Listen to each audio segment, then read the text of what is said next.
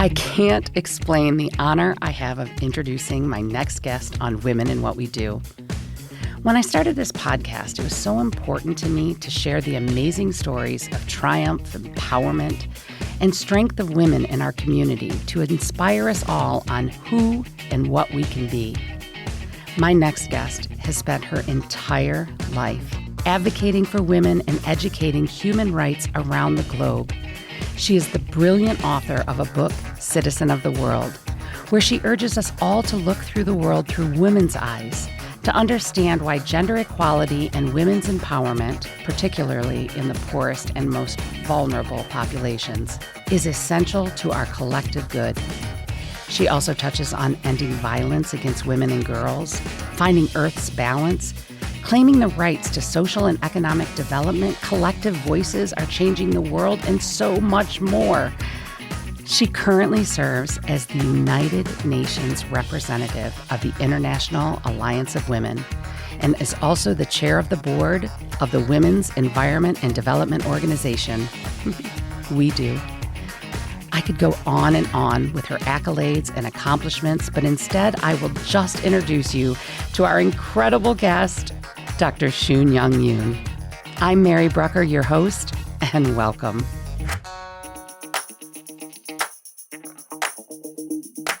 Like I said, she really needs no other introduction. I am so grateful, as I know all of our listeners are, to hear the story of my next guest, Dr. Yoon. Welcome to our studio. Thank you, Mary. We are so honored to have you. I can't wait for people to hear your story, what you've been through, what you're doing now, and just the inspiration that you are. I know by myself alone as being a woman and the work that you're doing around the world. So I just want to start by saying welcome. And if you don't mind, just give us a little brief history of how you got started in this amazing world of women empowerment. Women empowerment. So one of my husband's favorite questions when he meets someone is, who was the most influential person in your life?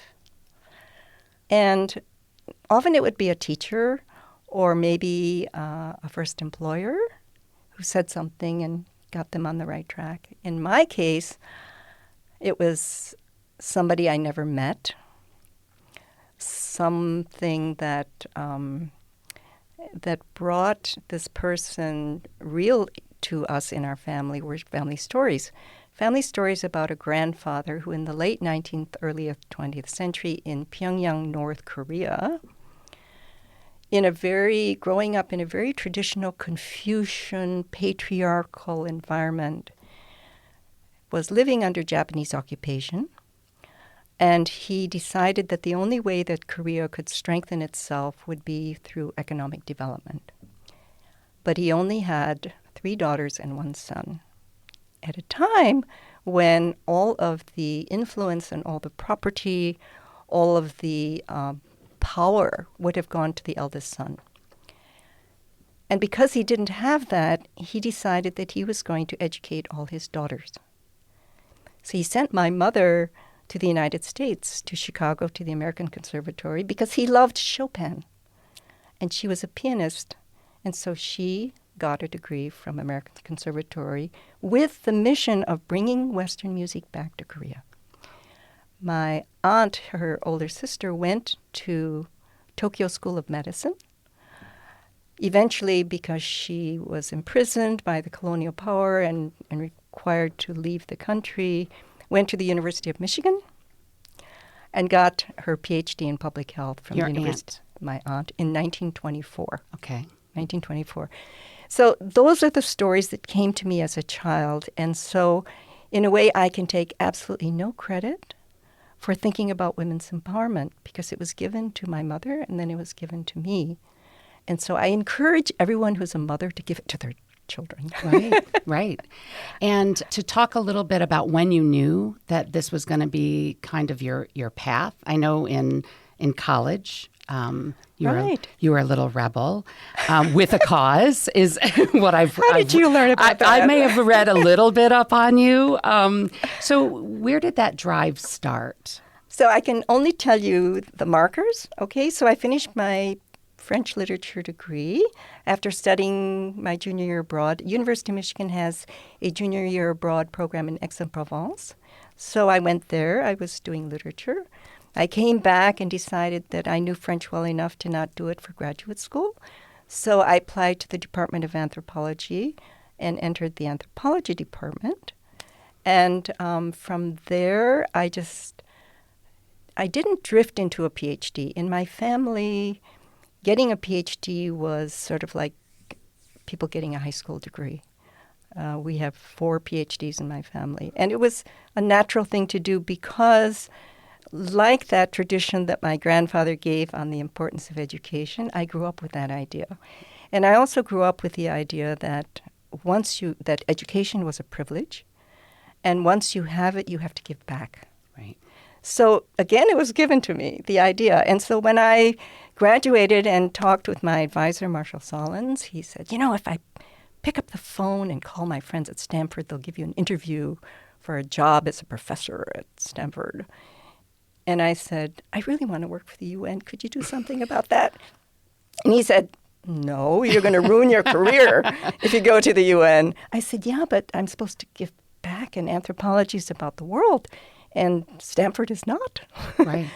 That was sort of my way of really arguing with my advisor, saying, I really need to be in a place where I can learn more about the world. So I left Michigan State and went to my first faculty meeting there. I hope they'll forgive me for this. And at the faculty meeting, one of my first, they said, our mission here at our faculty and our department is to improve our reputation. I said, okay, that's all right. I'm happy to be involved in that. They said, well, we're going to do it by upping the standards of our student admissions. And I thought, isn't that mostly like at Harvard and other places? Don't they talk about faculty papers and books? And that was not their focus. Their focus was to make the requirements for their students much more strict. And I said, I'm out of here. Right. I can't do this. Because you had a different mindset. That's not my mission. Right. That's not my mission. So what was your mission? When you're in that situation, you don't know what your mission really is. You know what fits. You know how it makes you feel when you end the day. And you know if you thought that day was a useful day, right? So I grabbed the first chance I had to meet with the president of Ewha Women's University. Ewha Women's University, at the time, was the largest women's university in the world. Today we have 25,000 students in Seoul. She happened to be visiting family friends in Detroit on her mission to create a foundation. And I said, can I come and talk to you? And they said, okay, she's a family friend. So I said, can I come and teach at Ewha Women's University? Because I need to be at a place that I'm going to learn something more about a different culture, because that's my field. And where I feel as though maybe I'll be useful. She said, come. She wanted English speakers, because my Korean's terrible. So she wanted English speakers, and I applied for Fulbright from the U.S. and was able to, therefore, go and teach at Ewha Women's University. And that was my leap out of the United States into the developing world. Okay. And you, as I described in your introduction, now are with the UN. How does one get into the UN and start that global work? Well, my LinkedIn profile is the most accurate, which says, I work for the UN and sometimes I get paid. Right. Really true. So the work that I did in the UN for UNICEF at the regional office in Southeast Asia was on the, hands-on. The work I did with the World Health Organization in New Delhi, covering 10 countries on health, that was a lot of travel hands-on. The work I do now is more like a senior advisor, unpaid volunteer work, quite frankly. It's important to know that there are such people like that in the UN system. We provide advisory role in many ways, but the UN is not the budget that you pay the UN from the U.S., which is the largest amount paid by other countries, doesn't necessarily pay all these volunteer advisors. But I also am connected with a group called the International Alliance of Women. We're an alliance of 200 organizations all over the world, with Francophone Africa being a very big part. I'm also involved with a group called the Coalition for the UN We Need. And we just finished this meeting in Nairobi where we talked about the future of the UN. And so those are the exciting things that I feel I'm doing. But if you want to know more details, just ask me. There are a lot of details. I'm obsessed with your book. I just watched a TED Talk that you did, which I want to talk about. Yeah. And the title of that is How to Peel Back an Onion Without Crying.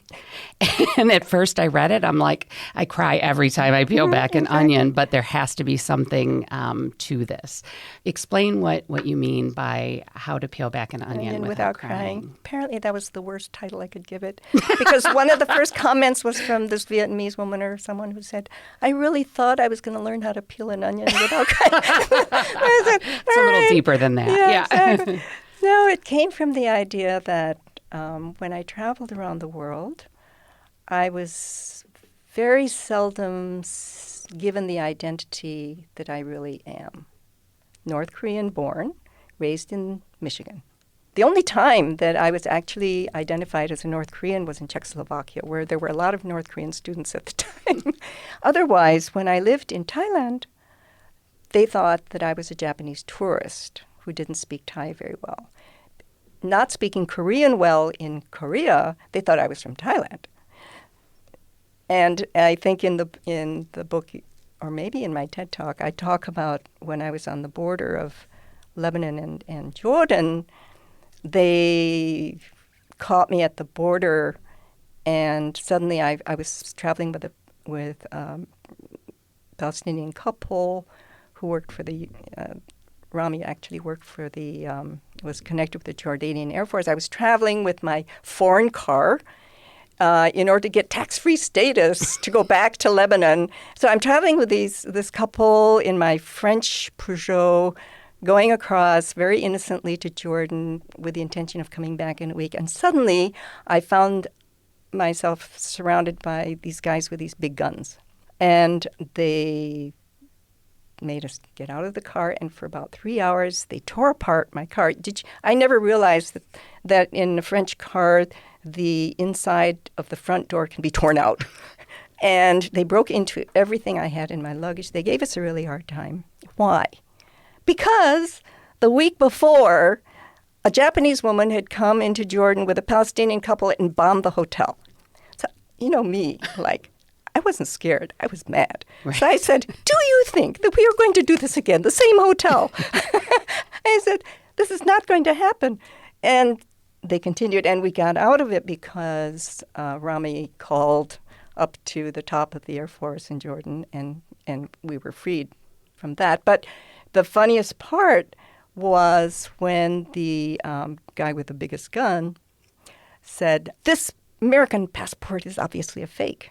And I said, it's a fake? I said, it's an American passport with my picture. He said, you are obviously Egyptian. I said, all right. So anyways, the point is that mistaken identity is something I grew up with. Right.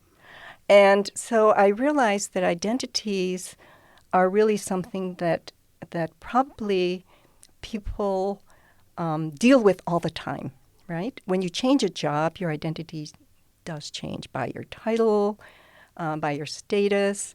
And I thought that's really the core of human behavior. Right.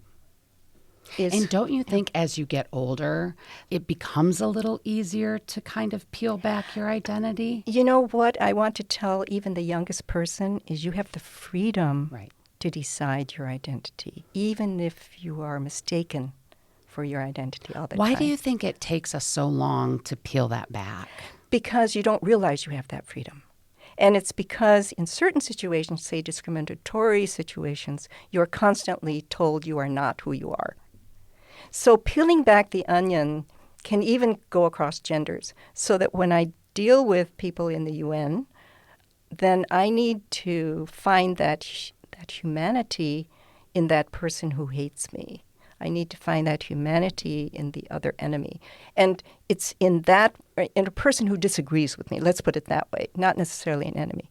So when we do that, I think that's how you peel back your onion, you let it go. But you also have the right and the responsibility, let's say the responsibility to make sure you don't put the wrong identity on someone else.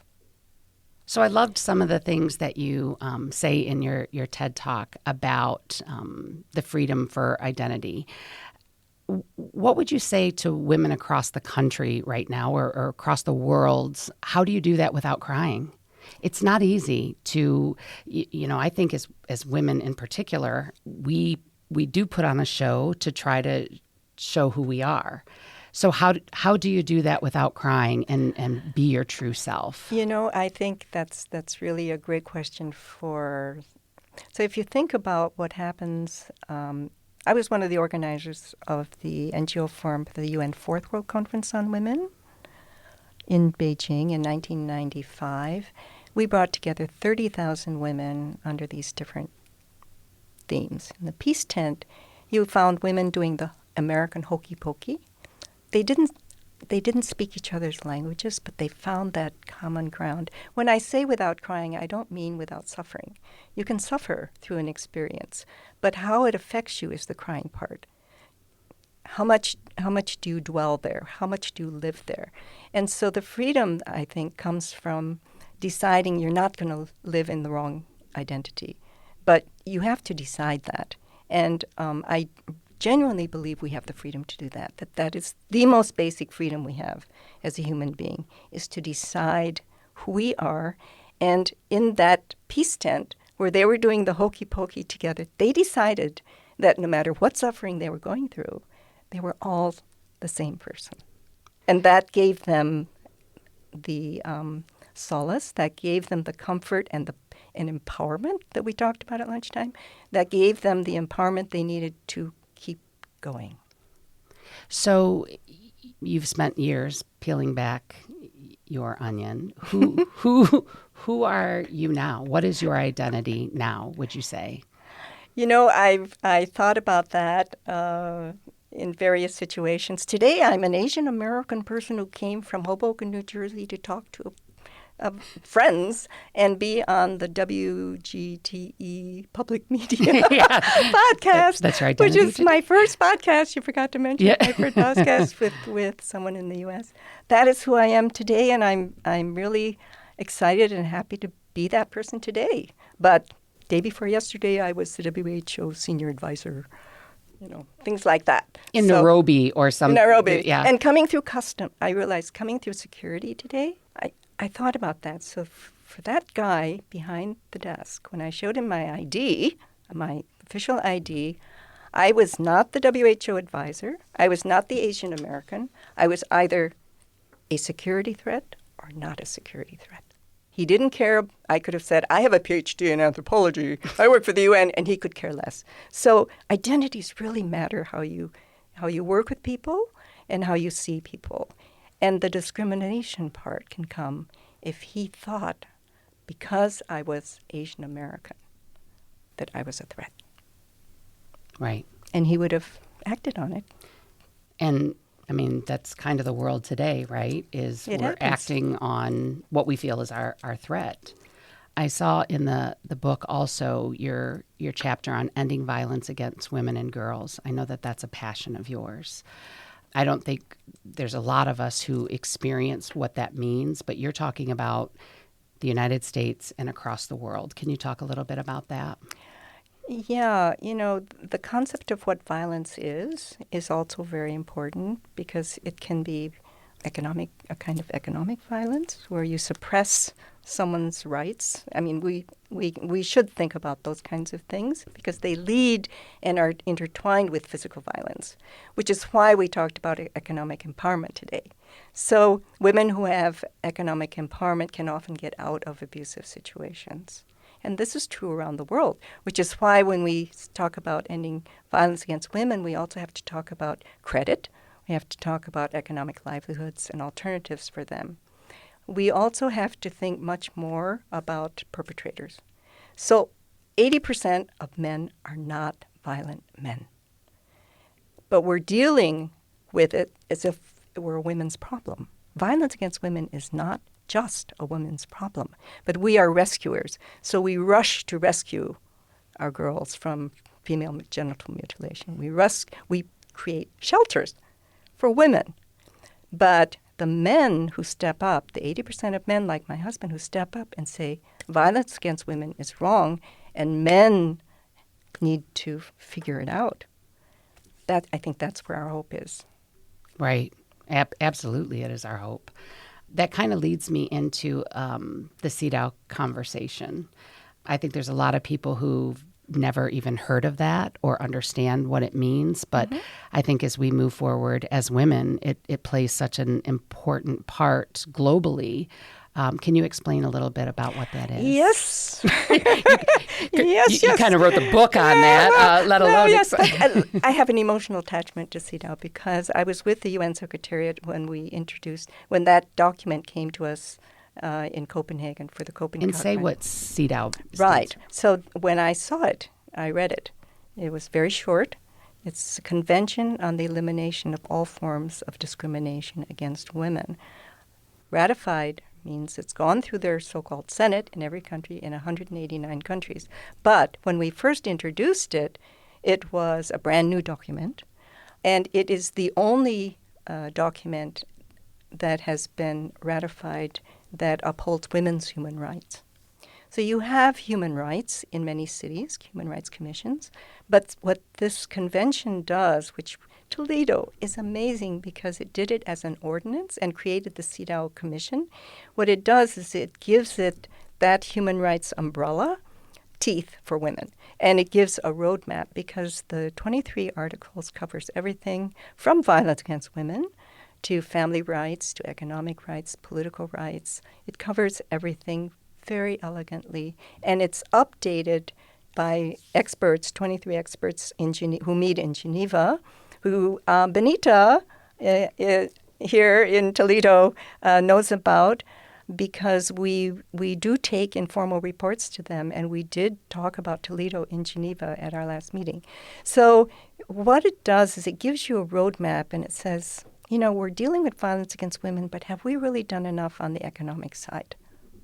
And here is what we can do, and this becomes law. It becomes law, and we need to use it. So besides Toledo, we now have 65 other cities, counties, and states, including all the counties in Hawaii. And the star in our cap is Washington, D.C., who passed this ordinance in March. And we now want to keep it in the United States because the United States is the only country that has not been able to pass it through the Senate. But we're hoping that with the Equal Rights Amendment push, Equal Rights Amendment is like 3 sentences. CEDAW is the roadmap. So we can use them together, and it has absolutely no meaning if it doesn't come to cities. So I've read a lot about different places you've traveled and things that you're involved in. Like, what is your mission now? My mission right now is you guys. It is Cities for CEDAW. It is Cities for CEDAW, learning from the innovations that are happening all across this country. Because you don't, as I say, you're more special than you think you are. I think because the United States is such a powerful country, the average American citizen does not realize how much the rest of the world watches what happens here. Blue jeans. Where did blue jeans start from? Even Russians are wearing blue jeans. It happened in the United States. And people watch because the United States is powerful. And when the United States coughs, the rest of the world shakes. So we thought that if we could get a powerful instrument to become something that women in the United States can use and stand behind, and men, like your mayor, like the mayor of Los Angeles, Garcetti, like the mayor of Pittsburgh. These are amazing champions that other people are watching. And I have seen exactly, not necessarily yours, but those other mayors have come to the climate change negotiations, for example. They are engaged with global issues.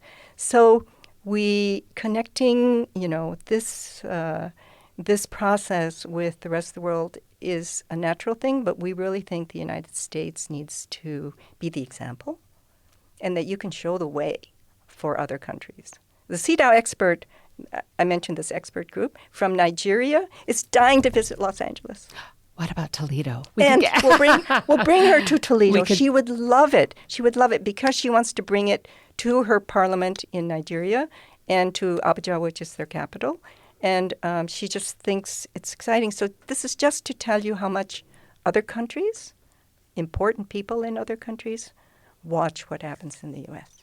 And, we've talked about this, that the importance of, you call it intergenerational justice. Like, we have to teach everybody to speak up about this, right? This is not something that's just happening in governments or cities. This is people who are in our neighborhoods, right? Tell me a little bit about this intergenerational justice that you so firmly believe in. So interesting. I think the strongest support for that came from the Africa region because most of their population is young. So we have something at the UN now. We're trying to institutionalize the idea that multiple generations, not just two, you now have with an aging population 3, maybe even 4, who need to create spaces for each other that is much more equitable. So I mentioned previously at the lunch we had today, which was a great lunch, on economic empowerment and Women's Business Council, that thinking of creating an event where you have half the participants under the age of 35 speaking, where you listen to their ideas, their concerns. And it's so interesting in the surveys that we see, so much of that generation is still focused on education, health. These are what we call social issues, right? But they're actually the core issues, which is how the other generation got there. That's how they became CEOs, right? Is because they got those health things, they got those education things. So it equalizes, it creates a just environment for them to grow up in, and it equalizes the balance between the generations. So that's why the word justice, I think, is there. And I think it's something that if we institutionalize it in our UN thinking, in the way we work. By the way, we've created a new office in the Secretary General's office called the Youth Office, and we will have a whole set of programs devoted to intergenerational justice. That's incredible. Mm-hmm. That's incredible. That's in New York, by the way. That's awesome. Not far. Right. So, there's a lot of women out there like myself who want to make a difference in our cities, in our country, in our world. And we look up to people like you who are doing the actual work. What recommendation would you give me or the other women in the room on where do we make the biggest impact and how? Mary, as far as I'm concerned, you guys are doing the work. I'm just sitting there giving ideas, which is really true. The UN's greatest strength is giving principles and standards and ideas. It's really half of its strength. Human rights came from the United Nations. The whole concept of those things, CEDAW came as an idea. Law is basically an idea. What makes it work are people like yourself who are interested in it and who therefore translate it into local work. So as I have often said, you are more special than you think you are in making that connection. And I would say what we need to do is to learn more maybe about CEDAW, learn more about what it can offer. You now have a CEDAW commission. You could do more public education. We're going to have a 10th anniversary of the Cities for CEDAW. I forgot to mention the magic number. We now cover 80 million Americans with that. So it's 10th anniversary celebration of the Cities for CEDAW campaign through culture, the culture of peace, the culture of equality, and the culture of sustainable development, which means that we will invite artwork, poetry, theater. We already have a theme song, believe it or not, that North Carolina created. So we have to get the theme song in there. So cultural transformation is going to be the way we're going to celebrate, and we really invite Toledo to be part of that. That's incredible. Well, I am as I said, in awe of everything that you've done. I'm grateful. I know the women in the room and the women around the world are incredibly inspired by the things that you've done for all of us and you continue to do. And I look forward to seeing what ideas you have in the future to literally help the world. Thank you so much for being here. Thank you, Mary. Thank you, WGTE. Even offline, Dr. Yoon's constant reminder to me that you are more special than you think you are will stay with me forever. And I'm going to do my best to pass that along and let others know that they are too. There is so much more to this amazing woman's global journey that we just didn't get a chance to touch on. But I'm so grateful she made time for us today, and even more grateful for the work that she's doing around the world. I want to thank Nina Corder of Women of Toledo for setting up this interview, my awesome and very patient producer, Chris Pfeiffer, our incredible guest, Dr. Yoon Yoon, and to you, our listeners, who are more special than you think you are. Please continue to like and download Women in What We Do podcast on WGTE.org/whatwedo. And always remember, speak up. We do.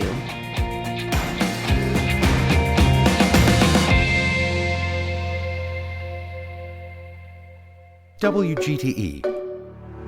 Voices around us. WGTE is supported in part by the American Rescue Plan Act funds allocated by the City of Toledo and the Lucas County Commissioners and administered by the Arts Commission.